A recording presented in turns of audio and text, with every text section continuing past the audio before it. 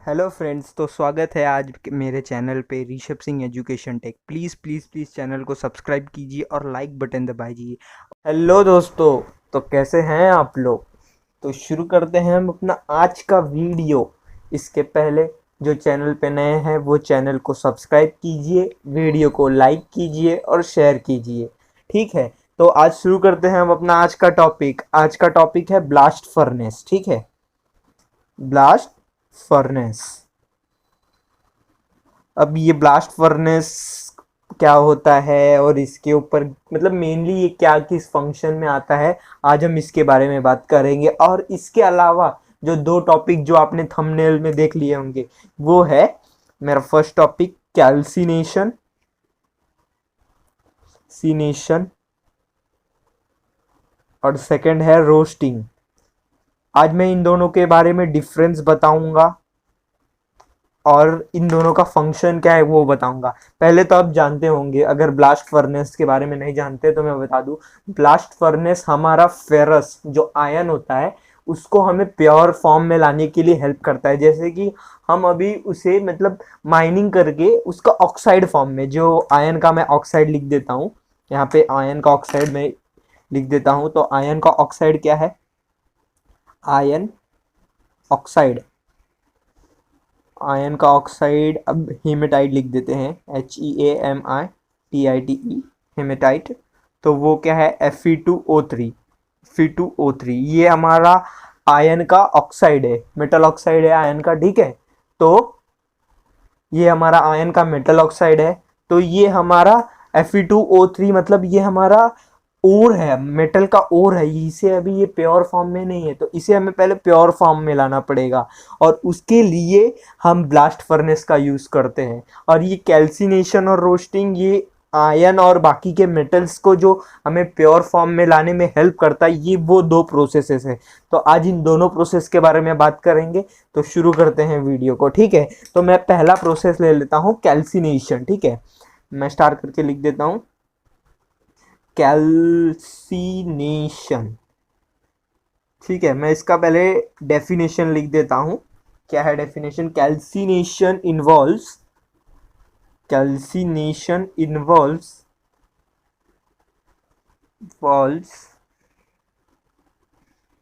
Heating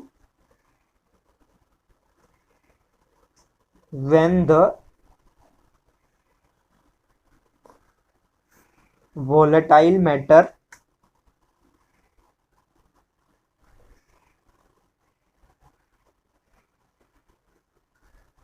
escapes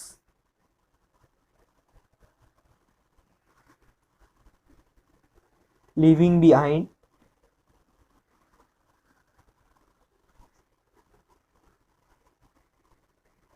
the metal oxide।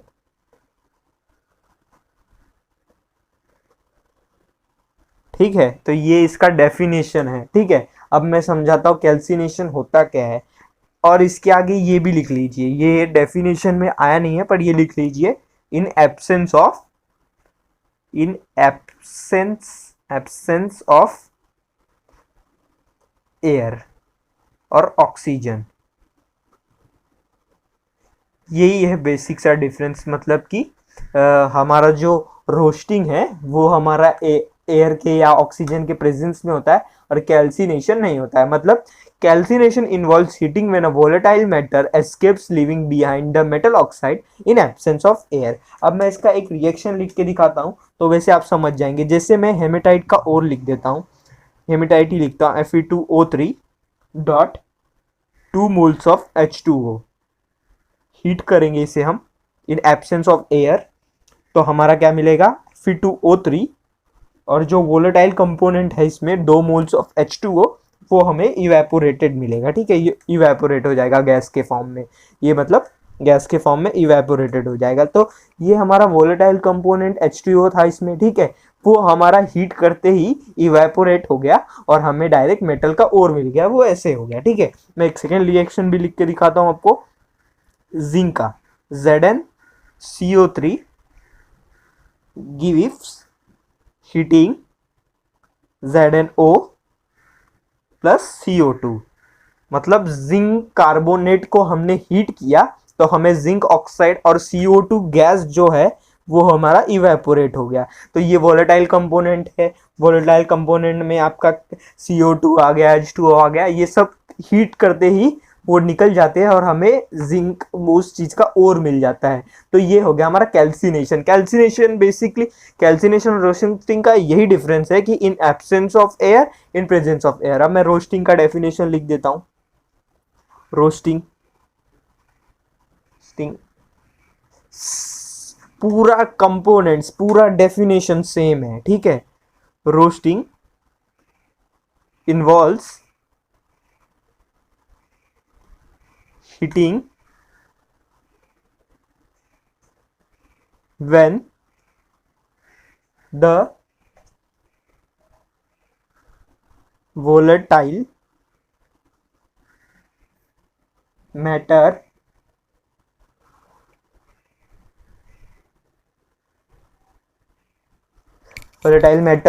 escapes,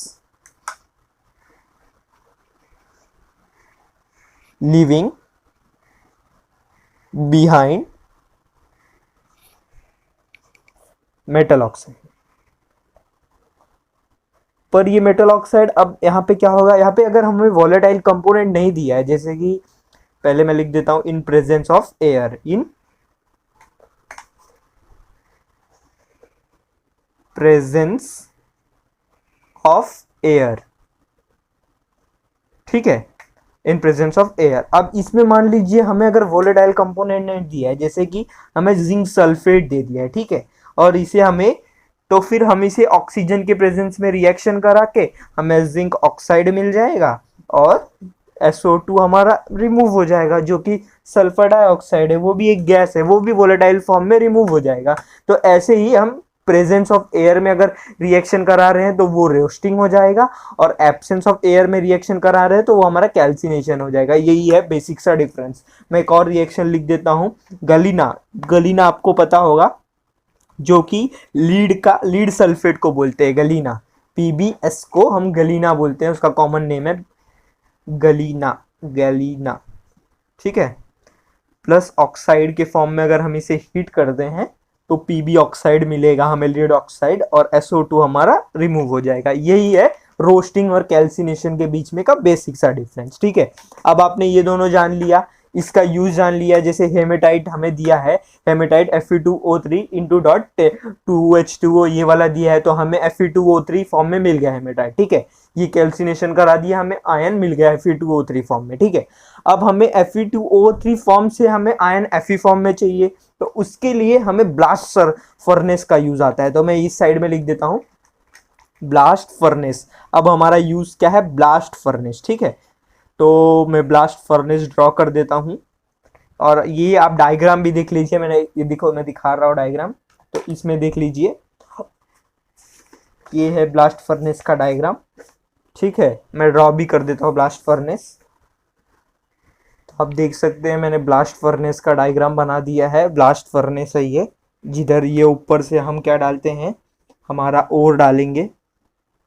ओर जो हमारा है, ये हमारा ओर यहाँ से ऊपर से इनलेट में आएगा, ओर में हमारा आ जाएगा जो हम जो ओर यूज़ कर रहे हैं। जैसे हमने पूरा प्योर फॉर्म में जैसे लाया FeO, फेरस ऑक्साइड ला दिया है, ठीक है। प्योर फॉर्म में हमारा फेरस ऑक्साइड है, मैं पेन से लिख देता हूँ। अब हमारा प्योर फॉर्म में है फेरस ऑक्साइड, फेरस ऑक्साइड। तो ये ओर हो गया हमारा, ओर डालेंगे। इसके साथ ही यहाँ पे हम लाइमस्टोन का यूज़ करते हैं। लाइमस्टोन मतलब आपको पता होगा कैल्शियम कार्बोनेट, CaCO3, लाइमस्टोन। और उसके साथ ही हम यूज़ करते हैं कोक, C कार्बन, वो उसका यूज़ होता है। तो मैं इसका यूज़ बता देता हूँ। बेसिक सा रिएक्शन है इसमें, वो है फेरस ऑक्साइड, जो हमारा कैल्सिनेशन प्रोसेस से मिला था, हमें Fe2O3 मिला था, उसका हम फर्दर हीटिंग करेंगे तो FeO में भी मिल जाता है। तो फेरस ऑक्साइड को जब हम हीट करते हैं, एलिंगन डायग्राम ने बताया था कि इसकी रिएक्टिविटी कैसे होनी चाहिए, क्या होनी चाहिए, तो मैं उसके बारे में भी बात करूंगा। जब हम फेरस ऑक्साइड को कोक के साथ हीट करते हैं, हीट किया हमने, तो हमें क्या मिलेगा, फेरस मिलेगा, और कैल्शियम कार्बन मोनोऑक्साइड मिल जाएगा। यही हमारा बेसिक सा ब्लास्ट फर्नेस का रिएक्शन है। पर ये रिएक्शन बड़ा ही कॉम्प्लिकेटेड है। ये जो रिएक्शन आप ऊपर देख रहे हैं, ये हमारा रिएक्शन 900 से 1500 केल्विन के बीच में होता है, ठीक है। तो ब्लास्ट फर्नेस में मैंने जो ड्रॉ किया है उसमें आप रीजन देख सकते हैं। तो हमारा ये रिएक्शन कुछ यहाँ होता है 900 से 1500 केल्विन के बीच में। पर ये ऊपर का पार्ट भी तो है, और वहाँ एक और रिएक्शंस होते हैं। वो रिएक्शंस कौन से है मैं दिखाता हूँ लिख के। Fe2O3 को हम लोग ने कार्बन मोनोऑक्साइड के साथ रिएक्ट कराया तो Fe3O4 बनेगा और कार्बन डाइऑक्साइड बनेगा, ठीक है। अब ये Fe3O4 मतलब हमारा एक और है, वो हमारा मैग्नेटाइट का ओर है, सॉरी हीमेटाइट का ओर है। मैग्नेटाइट का ओर Fe2O3 है, ठीक है। तो इसका रिएक्शन Fe3O4 का रिएक्शन हमने अगर कार्बन मोनोऑक्साइड के साथ कराया वापस, तो हमें मिलेगा फेरस जो हमें चाहिए, और कार्बन डाइऑक्साइड हमारा बाई प्रोडक्ट होगा। फिर हमने एक और रिएक्शन है Fe2O3, ठीक है। इसको हम लोग ने कार्बन डाइऑक्साइड के साथ कराया तो ये हमें मिलेगा 2 फेरस ऑक्साइड प्लस CO2। मैं बैलेंस नहीं कर रहा हूँ, ये बैलेंस हो गया है तो भी। तो ये रिएक्शंस कौन से टेम्परेचर पे होते हैं, तो इनके लिए एक डिफाइंड टेम्परेचर है 500 से 800 केल्विन में। ब्लास्ट फर्नेस में डिफरेंट डिफरेंट रिएक्शंस होते हैं। तो मैं इसे स्क्वायर कर देता हूँ, ठीक है। ये रिएक्शंस कहाँ हो रहे हैं, कौन से रिएक्शन कैसे हो रहे हैं, ये आपको दिखाने के लिए तो मैं इसे इंडिकेट कर देता हूँ। ब्लास्ट फर्नेस का जो एकदम अपर फेज होगा, वहाँ का रिएक्शन है ये। फिर ये जो सेकेंड रिएक्शन है, मैंने ऊपर लिख दिया उसे मुझे नीचे लिखना चाहिए था। ये हमारा सेकेंड रिएक्शन है, ये हमारा ब्लास्ट फर्नेस का सेकेंड फेज का रिएक्शन है, ठीक है। तो ऐसे ही अब आप सोचते रहेंगे लाइमस्टोन जो हमारा यूज्ड है उसका यूज क्या है। तो लाइमस्टोन जो हमारा है वो पहले कैल्शियम कार्बोनेट होता है CaCO3, जब उसे हीटिंग मिलती है तो वो कैल्शियम ऑक्साइड क्विक लाइम में कन्वर्ट हो जाता है, प्लस कार्बन डाइऑक्साइड देता है। जब हमारे ये क्विक लाइम कैल्शियम ऑक्साइड जो हमारा आयन में इम्प्यूरिटीज है, सिलिकॉन की इम्प्यूरिटीज, वो उसके साथ कंबाइन करता है, सिलिकॉन डाइऑक्साइड के साथ कंबाइन करके हमारा स्लैग दे देता है CaSiO3 कैल्शियम सिलिकेट दे देता है, जो कि हमारा स्लैग है। ये हमारा स्लैग है, मतलब ये हमारा वेस्ट प्रोडक्ट है वो बाहर आ जाता है, और ये हमारा रिएक्शंस है जो हमारे इसमें होती है ब्लास्ट फर्नेस में। तो ऐसे ही रिएक्शन होते हैं। अब जो हमारा वेस्ट सॉलिड वेस्ट है, वो जो हमारा स्लैग है वो हमें यहाँ मिल जाता है, और जो हमारा आयन है वो हमें यहाँ मिल जाता है। अब हमारे आयन में भी 3 टाइप्स है, जो मोस्ट पोल्यूटेड मतलब कार्बन और पोल्यूशन का कंटेंट जिसमें ज़्यादा है वो सबसे ज़्यादा है पिग आयन, ठीक है। उसमें 4% ऑफ कार्बन मिलता है हमें, ठीक है। ये फर्स्ट टाइप है, ठीक है।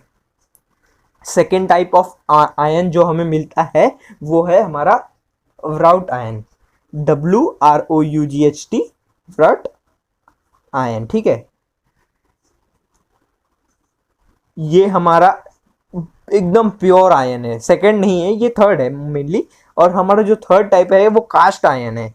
वो कास्ट आयन, इसमें हमें 3% ऑफ कार्बन इम्प्यूरिटीज मिलती है, और ये इन दोनों के बीच में आता है। मतलब पिग आयन को अगर हमने हीट किया, अगर हमने पिग आयन लिया और इसे हीट किया तो वो हमें क्या देगा, कास्ट आयन। वो हमें कास्ट आयन देगा, और फिर कास्ट आयन का फर्दर हीटिंग हमें व्राउट आयन देगा, ठीक है। तो ऐसे ही हमें 3 टाइप्स ऑफ कार्बन मिल जाते हैं। अब मैं आपको रिएक्शंस के बारे में भी बताया था कि एलिंगम डायग्राम। तो एलिंगम डायग्राम बेसिकली हमें बताता है कि कौन सा रिएक्शन फिजिबल है, कौन सा नहीं है। तो उसके लिए आपको पता रहना चाहिए जो हमारा गिब्स कांस्टेंट है डेल्टा जी, अगर वो नेगेटिव है तो रिएक्शन फिजिबल है, ठीक है। अगर डेल्टा जी नेगेटिव है तो रिएक्शन फिजिबल है, और डेल्टा जी अगर पॉजिटिव है तो रिएक्शन नॉट फिजिबल है, ठीक है। तो ऐसे ही हमारा मतलब एलिंगम डायग्राम वही हमें बेसिकली बताता है रिएक्टिविटी की फिजिबल है कि नहीं। तो आपको वीडियो पसंद आया हो तो वीडियो को लाइक कीजिए, चैनल को सब्सक्राइब कीजिए और बेल आइकन दबा दीजिए ताकि आप फ्यूचर में ऐसे वीडियो देख सके। Thank you.